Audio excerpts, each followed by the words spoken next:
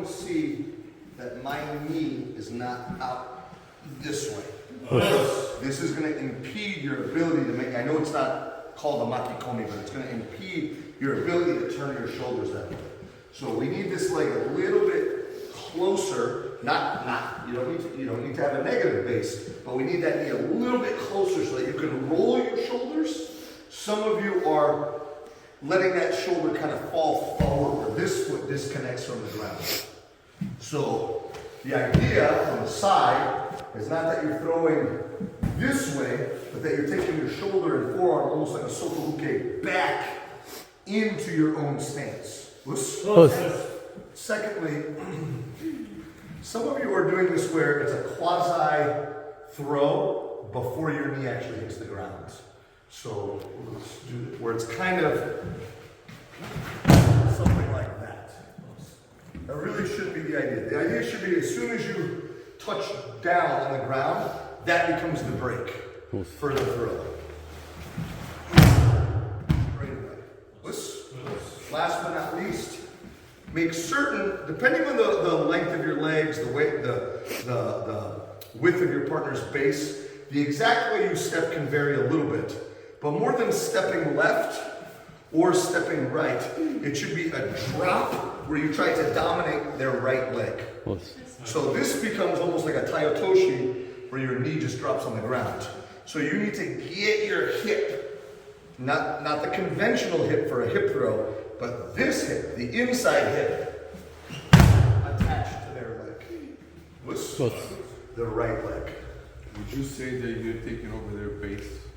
I'm trying to basically fall back into their face, right? So let's say his toes are on this line.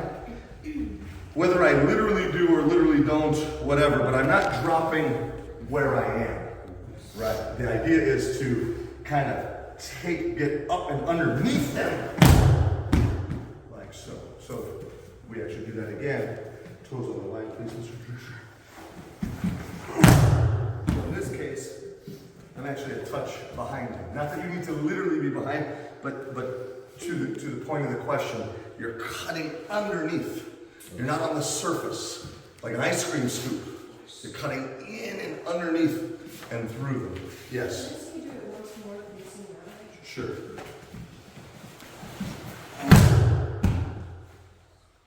There's a definite weight for the shoulders or not so much?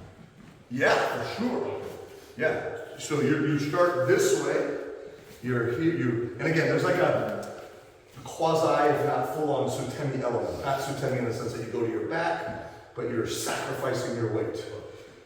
I'm here, but when this touches down, the kake is turning the shoulder. So it's almost like I'm throwing this shoulder back around over the top.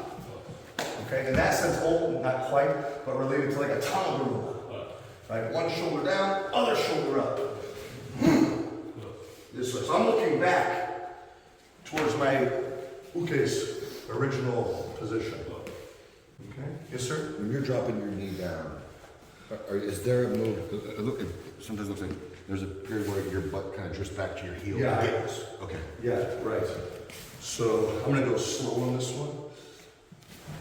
So if I just drop, you see how his thigh is open. If I just adjust my hip, well, that's great, but I don't know if you can tell, there's still space here. So I'm through a combination of body position, hip like an old-fashioned typewriter moving across, and this going that way, you should make that contact.